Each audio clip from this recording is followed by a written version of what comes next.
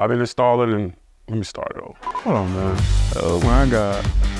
You think installing your new dryer is complicated? Definitely not. I'm gonna show you a couple tips and tricks that should make installing your new dryer a breeze.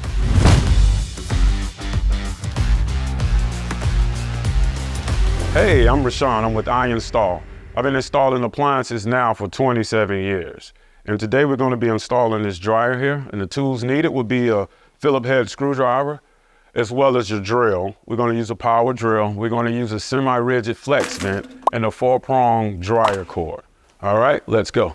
First thing first, we're gonna start by removing this access panel, Phillips head bit. We're gonna reverse this screw out of here. And then you wanna remove the ground screw first.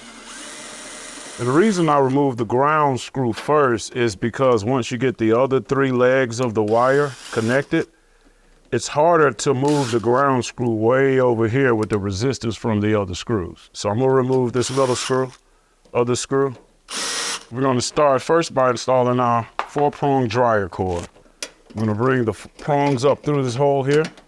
And like I said, you wanna stay with this ground leg first, because this is the one that's gonna give you the most trouble when you're trying to install the rest of them. Ground is usually green. We're gonna go ahead and start with the ground green screw. And I like to line mine up color coordinated, where the red is to the red, white is to the white, black is to the black. And you want to gently start turning your screw kind of slowly.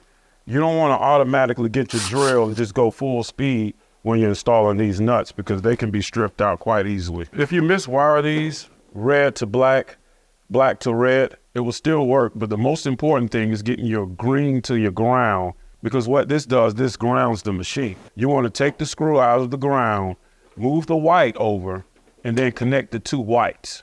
If your machine is not grounded, you have some type of electrical resistance or something, you can actually get electrocuted by touching your machine. So we're gonna continue to go with the white, white on white, and they go in the middle compartment. Like I said, a little trick I use, I hit reverse on my drill first. That lets me know that my threads are inserted in there right. And then I can go forward with my drill, and that's an easy process. Then this last leg, which is the black leg, the hot leg, I'm gonna back wind that screw first. And then we're gonna go forward to ensure our threads are threading right. And then I'm using the Phillips bit, but this Phillips bit is magnetic. And the reason it's magnetic, because you wanna keep hold of the screws that when you take out, you don't want them dropping down in the compartment of the dryer, because once they drop down there, you got to take this hole back out just to get that screw. So we're going to go ahead and put this access panel plate back on. And now we're going to install the most important part, which is the restraint clamp. And the restraint clamp is used to protect the wires from rubbing against the metal here, potentially getting frayed and electrocuting somebody. So we're gonna start with the smaller clamp with the smaller holes at the bottom. We're gonna insert these tabs, kind of flip it till it forms to the cord. And once you get that lined up, you come with the top bracket with the larger holes, insert the tabs on that one, flip it so it lines up. Once you get that lined up, you wanna come in with 1 screw first.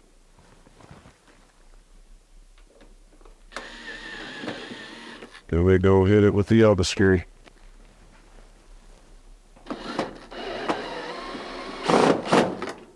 Now you can drill to where they're nice and tight. And what that does, that keeps the cord in there nice and snug. So if somebody is pulling on it, potentially a cleaner or somebody trying to clean behind the dryer, they're not yanking this cord out, causing damage to the unit. All right, now it's time to install your dryer duct. First things first, I'm gonna grab the dryer duct. We're gonna slide it over the vent like so. We're gonna get this clamp. I'm gonna use the Phillips head to tighten this clamp this time. This one has a 5/16 head on it. So you wanna position your clamp in a manner where the head is facing out this way. It gives you room to kind of operate your drill, hand tool, or whatever you're using to tighten your vent. Now that we have the dryer vent nice and tight, the next step of the process is actually pulling up the vent and running the path where it's like an S curve. And the reason I have an S curve is because this vent sits to the left of your dryer. So this S curve is gonna perfectly position this vent, for when I slide it back, I can apply it and then tighten that up. I'm doing it a little bit different now because I'm shooting a video, but we're gonna try to make it happen anyway. Put this clamp, same hex head screw, 5/16. Slide the vent on the house vent, and I'm gonna tighten it, but I'm not gonna tighten it all the way. And the reason I'm not gonna tighten it all the way is just because I can have a little leeway when it's time for me to form that S when I'm sliding the dryer back. So let's see. And what I'm gonna do now is tighten this screw. This was the screw we kind of left loose. And the reason I left it loose because you need to navigate this thing. So right when you get this in the right position, you need to have it, let's say right about there. You wanna come and tighten it. And now's the money shot. Time to plug in your dryer. And if everything is done correctly, you shouldn't get any sparks. Now it's time to slide the dryer back into position while keeping an eye on that S shape that you can put in the vent, because you don't want to crimp that vent at all. You want to have it perfectly open so the air flows out and the clothes dry like they should. Now, if you do not have an electric dryer and you have a gas dryer at home, be sure to pick up this kit from Eastman. This is a gas dryer install kit, and it comes with the necessary fittings that you need to connect to your dryer. The next step in the process is leveling your dryer. You want to come and get your torpedo level, place it on your dryer this way, and it's going to let you know if it's level from front to back. Front to back looks pretty good. And then you want to get it and go sideways, left to right. And this is going to tell you if it's balanced from left to right. It is not. I can already tell from the way that this thing is rocking that the front leg needs to be adjusted. So what we're going to do is we're going to keep our torpedo level on it from left to right. And I'm going to come here and we're going to lower this leg down until you don't have any wobble in the dryer anymore. And then when you come to the front of it, you're checking your level again once you get it leveled, and there you have it, a level dryer installed perfectly.